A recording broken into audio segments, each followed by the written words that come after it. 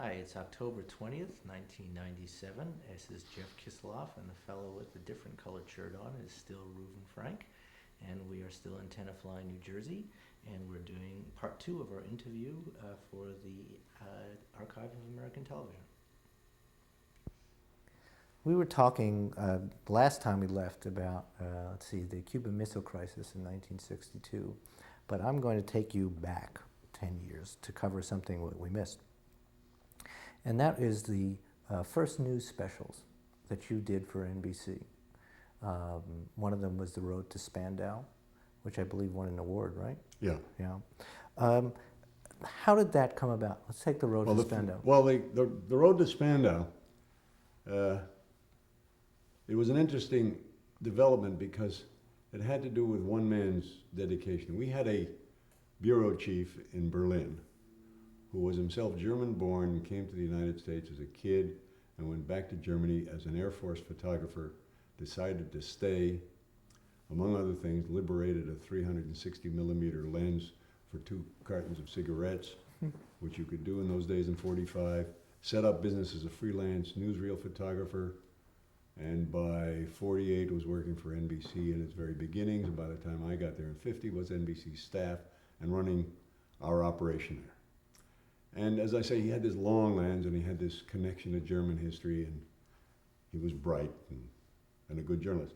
And one of the things he did, he found out about the 7 prisoners of Spandau, the 7 high Nazis who were not executed after Nuremberg, but were sent to long, and in some cases lifetime, in prison terms, and nobody was allowed in.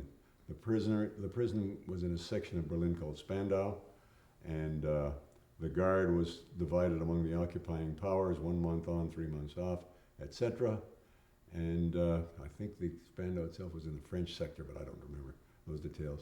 And he made a deal, I remember, with a baker who had a little shop across the prison, from one place where the wall wasn't too high, the wall surrounding the prison. And he, every now and again, maybe once a week, maybe twice a week, for almost a full year, would go in the attic above this little bakery and point his very long lens inside. And he came out with film, some of it recognizable. I mean, Rudolf Hess, you could tell, he was taller than the others and bent. And he came out with this kind of amazing film at a time when novelty meant what the dictionary says it does. And we looked at this stuff and it was just marvelous. And at that time, I think I mentioned earlier, the first time we talked, news had almost no status inside NBC. We were at best a necessary evil, and those people who were interested in news thought we weren't doing it very well, and so, we were suffering. And then there was this film, and Bill McAndrew, the head of NBC News, looked at this film, and he knew that the chairman of RCA, Brigadier General David Sarnoff, was interested in this kind of stuff, and he invited him to a screening. And he invited everybody else to a screening. It was one of the great triumphs of his life. And nobody came but General Sarnoff. And so there was Bill McAndrew and Gary Stint, who had come in from Berlin, and I forget somebody else, and the boss, and the projectionist. And Bill locked the door, and the word started coming around the corridors that the general is in the screening with McAndrew. And before you know it, executive vice presidents are coming off their floors and away from their martini lunches trying to get in. And Bill said, we've already started, we can't. And the general was just fascinated. And he said, we've got to make a program out of this. And it is significant, it seems to me significant of, I'm maybe as an insider too, driven by this, of News's relative position in the organization. That when the boss, the ultimate boss of all bosses so far as we are concerned, the chairman of the company of which NBC is a subsidiary, says do the program. It still took 7 months to get that program on a summer Sunday afternoon when you give away the time. But that's what we did. And we put it on, and it was a pretty good program, what I did. I was then writing the Swayze program, I believe, and in my spare time, I'd get together with a film editor. We'd do it lunch hours mostly. We had no staff, we were short. And we'd look at stuff, and we got old newsreels, and so you'd see uh, Speer, the great architect, working on projects, and resolved to Speer in his prison uniform with the funny hat with no bill, digging in the garden. And you do the same with all 7 of them, and just developed it. And it carried its own. It was a very simple line, and it had an impact. People, we arrived. People liked the program. Was that its impact, or did it illuminate anything about the Germans and their lives in any way? No, because we didn't talk too much about that. We didn't talk about the lives of the Germans at that time. We did one that was actually earlier than Spandau. It was a thing called the first riots in East Berlin, and despite the rules of the occupation, the reporters were not allowed in. But some of them were close enough to the border, so we got some film. And we did a thing called Window on Fear. Well, I guess that was the second one. And they interrupted the schedule for it. Why did it take so long to get it on the air? Because when you've got no clout, the key to broadcasting is time on the air. If it's money, you can rob a bank. But you can't rob time on the air. If the people in charge of time on the air won't give it to you, you don't exist. It's the tree falling in the forest. And the people in charge of entertainment control the time on networks. This is Pat Weaver in this case, in the case of Spandau? Yeah, sure. He was the one. Yeah, he or somebody working for him. You also did Before and After Stalin. You had trouble with that, getting that on the air too? No, that was quite simple. They gave us 2 Sunday afternoon half hours. Mm-hmm. No, 1 Sunday afternoon half hour, yeah. But everybody recognized that Stalin dying was copy. But that was news. what was the story with Sunday Afternoon? Explain the whole concept of the ghetto. Well, we are now before professional football. Professional football started on CBS, but I don't think even they had started yet. And so there was something called the Sunday Ghetto.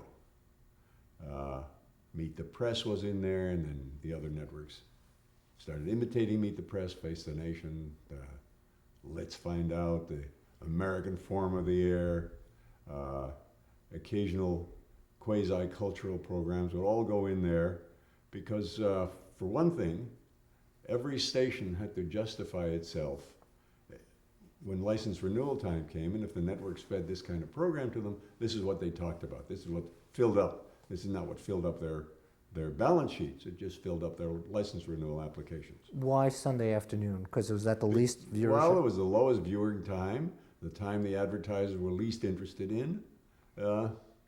I can remember when I was doing a regular half-hour program on Sunday afternoon, and I'd get a topic, and I thought, well, maybe a half hour is a little tight. And I'd call Bill. This was a little after the time we're talking about now. And I'd call Bill and say, I'd like an hour. He said, that shouldn't be a problem.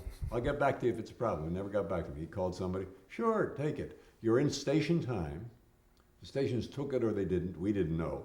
The own stations took it because they had to. But the affiliates, you had no idea. You were, shouting across a canyon. And this all ended with football, doesn't it? Well, football made the time valuable.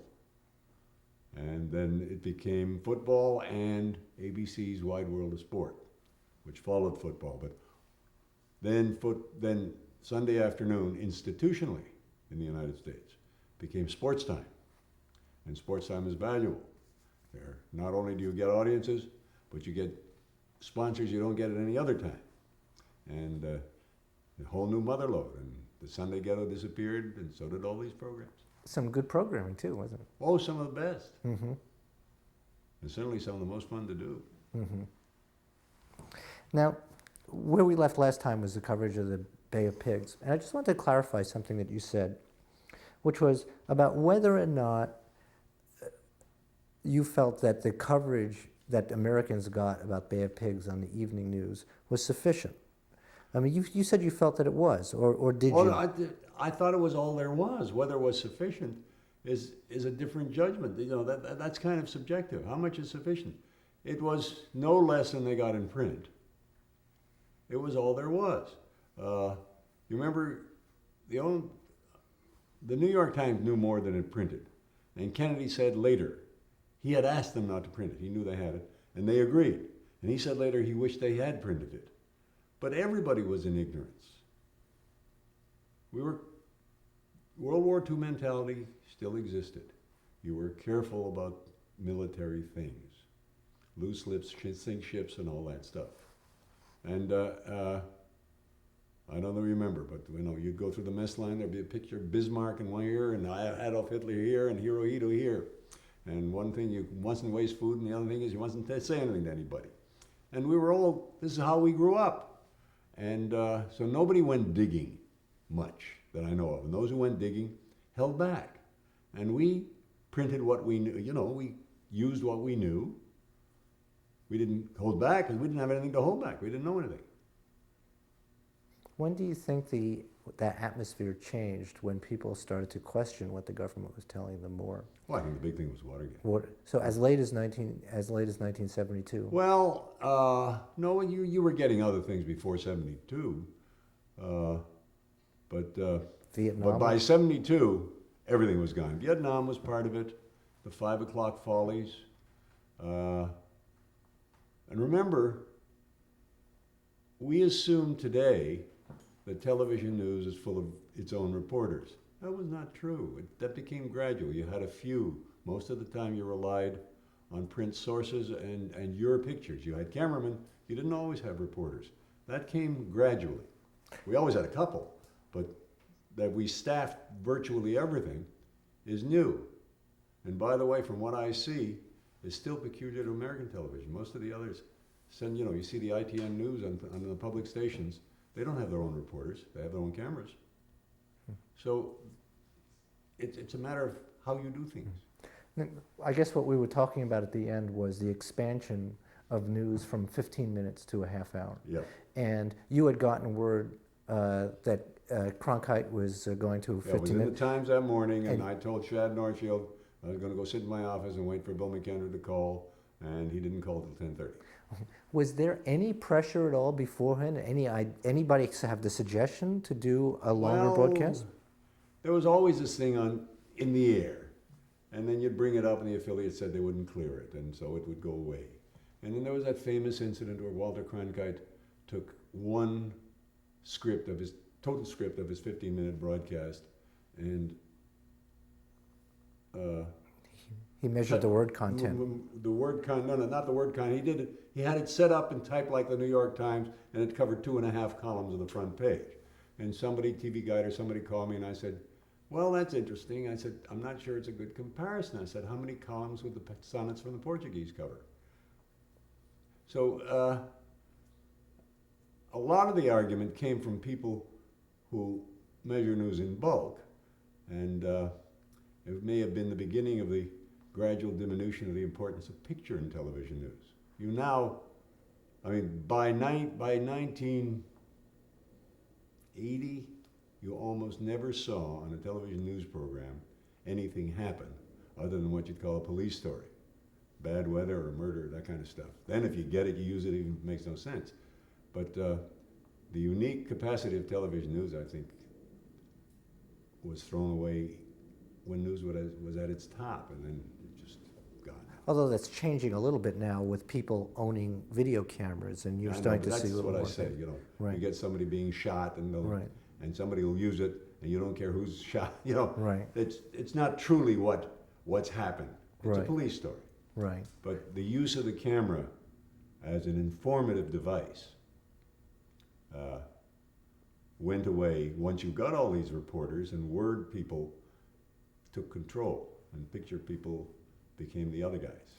So when you set out now to expand the news to a half hour, what were the problems before you, and how did you solve them? Well, the first thing you do is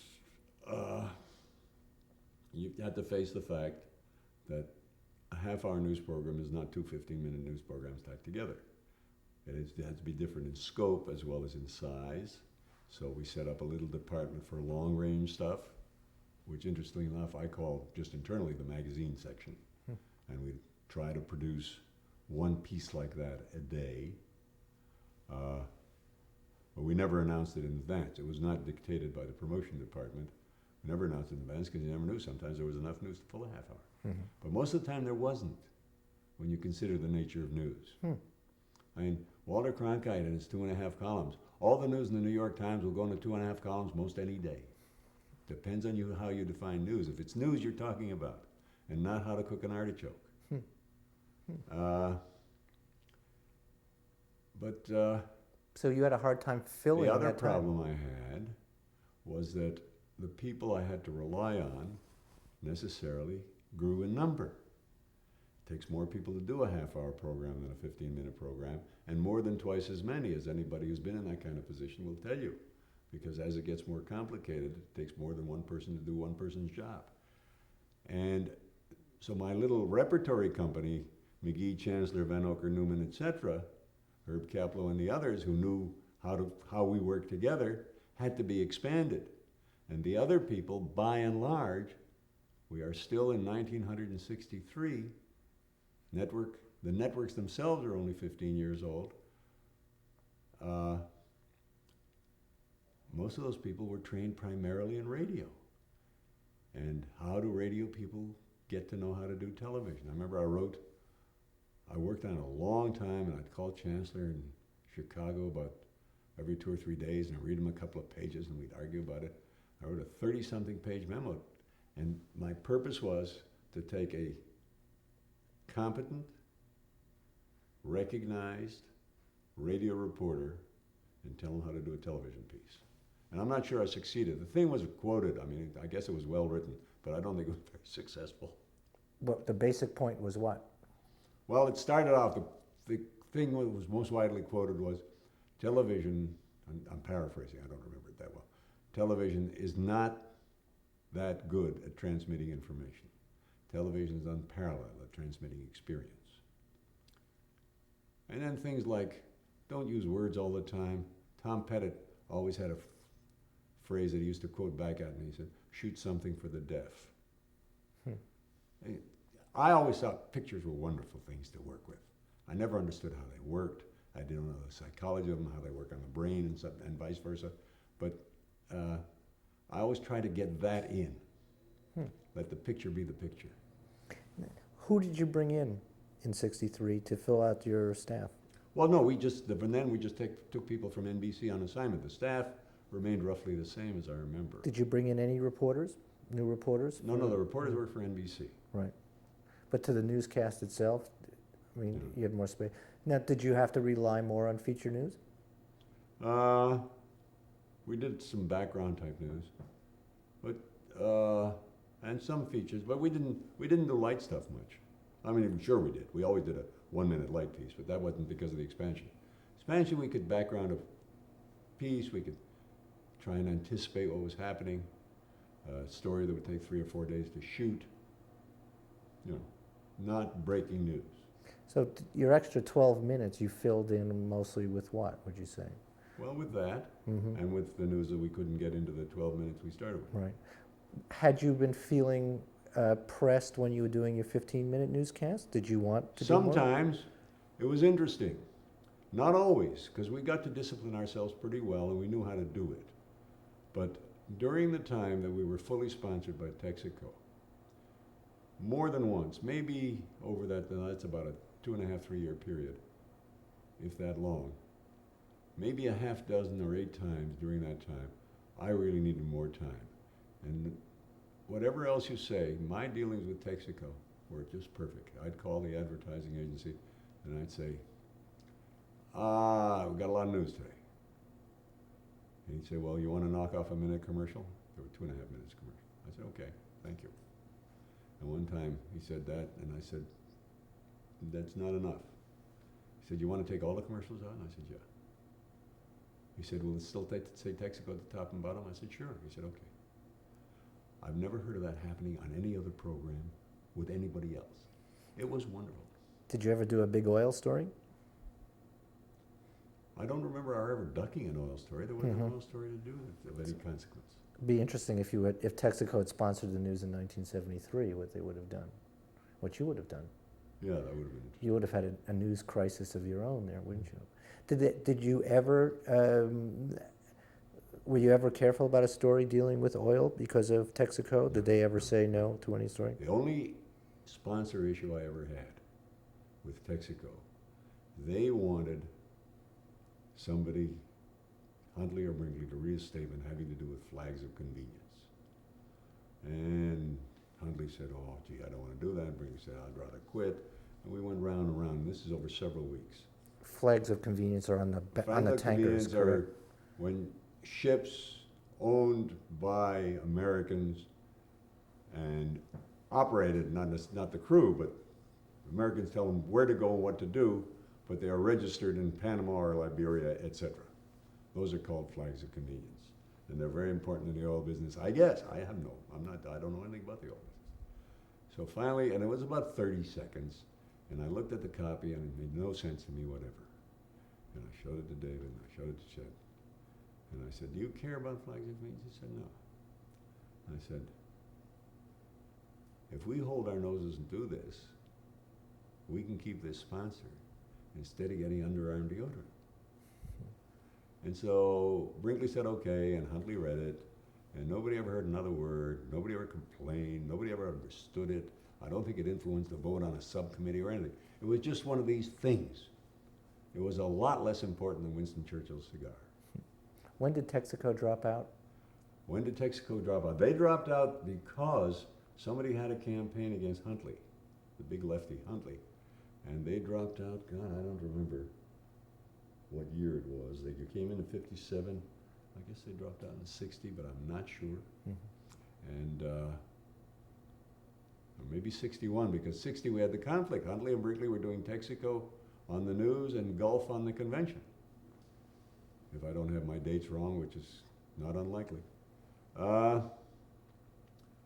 And they ducked out one day, and Kinder thought that was marvelous, because the rates that he had sold it at, he now broke it up into little pieces and got, I don't know how many times more money. And we had American Home, and we had Anison with the things in the head, and underarm deodorant and all that stuff, and it really didn't bother us. So do you feel that a half-hour news show is not an improvement over a 15-minute news show? There's an old song about it ain't what you do, it's the way that you do it. Mm-hmm. It can be, yes. And I've seen half-hour news shows that gave me a minute of news, and I was lucky. And now they're going to spend all the time this week advising me on menopause. And all that stuff, run by the promotion department. The stuff that, you know, the trouble with a news program is you can't tell what it's going to be on it. Yes, you can if it's not news. So if you're going to promote it and get the audience, and the audience is more important than the job, then you have promotable instead of informative. And that's what we've got. Which you didn't have in the 15-minute news. You had No, straight because the news. promotion department thought we were a bunch of pests and wouldn't touch us with a 10-foot pole. They had better things to do.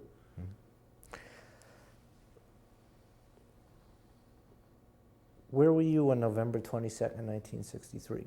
At a lunch at Headquarters Restaurant on 49th Street. And as I came in, there was a guy in the bar I knew. He used to work at NBC, worked at ABC. And we went, 3 or 4 of us went in to have lunch. And Ellis Moore is his name. And he came in, rushed into the dining room. He said, Kennedy's been shot. I said, come on, Ellis. He said, no, Kennedy's been shot. And we left our lunch and went back. And newsroom was in a turmoil. Shad was with me. Shad calmed down the newsroom. Shad Northshield. And got things going. Bill Ryan was in the little announce booth for specials. I don't know where Huntley, I guess, was out to lunch. Julian Goodman showed up. He was then number 2. McAndrew was out of the building. The last time he was out of the building, unless business required it, for lunch. He always ate in the building, you know, upstairs after that. Julian told me later he went into master control, and as I say, Ryan was in that announce booth over on his left, and he said, stop it, we're going on with this, and we stayed on, and the newsroom started bringing in the copy, and a young guy came over to him and said, Mr. Goodman, I'm in charge of local commercial cut-ins, and I was wondering if you had any instruction for me. And Julian said, go get your coat and go home. there aren't going to be any local commercial cut. And it kind of shook down within the next hour or two, and then it got divided into 4 6-hour segments. And since I did Huntley Brinkley, I got the segment that would have included that, which was 4 to midnight. Let's see, with today's segment, and then which Stuart Schulberg did, and Chet Hagen did, he did and ran the specials, the middle segment, and I did the end segment, and then the last 6 hours from midnight to 6 a.m., there was nothing, just a picture. And it was mostly just things and sound. Somebody was in charge, I now don't know who, but the night that Kennedy's coffin was before the viewing, was in the rotunda of the Capitol. And all you saw all night were the people shuffling by and the sound of the feet. One of those moments of television. Now, people, nowadays, the image that so many people see are Walter Cronkite taking off his glasses and announcing it. But NBC actually broke the story first, broke the announcement of his death first, didn't they? We were careful not to say he died until it was official. Apparently. But Bill Ryan was the one who, yeah. Oh, yeah, who broke it first. Yeah, well, I think we were first that he was shot. I'm not sure we were first that he was dead. Because I was there and I said, we do not go until it's official. This is a time you don't care about being first. Who did you have down in Dallas at that point? Reuven McNeil. Mm-hmm. Who was the White House correspondent was Van Oker, I believe, and for some reason he didn't go on that trip. And Reuven McNeil was the backup, and he went. And so he was at the he was at Parkland Hospital? yeah. And was he was phoning in reports to Ryan or to the I have no newsroom? idea, Jeff, because I just assumed anything I got was right, and where it came from, nobody bothered to tell me. I mean, talk about need to know. Okay, everything was falling apart, and you had to maintain both journalism and responsibility. And it was a tough afternoon. I bet. And so you just stuck to what you knew. But and I know about, they talk about Walter. There's a difference in personality there. How Chet and David felt, I do not know and would not know, because they wouldn't tell me and certainly wouldn't tell the people in the audience. When did you get them on the air? Oh, I don't know, about 3 o'clock. Chet came in, and David as soon as he came in Washington.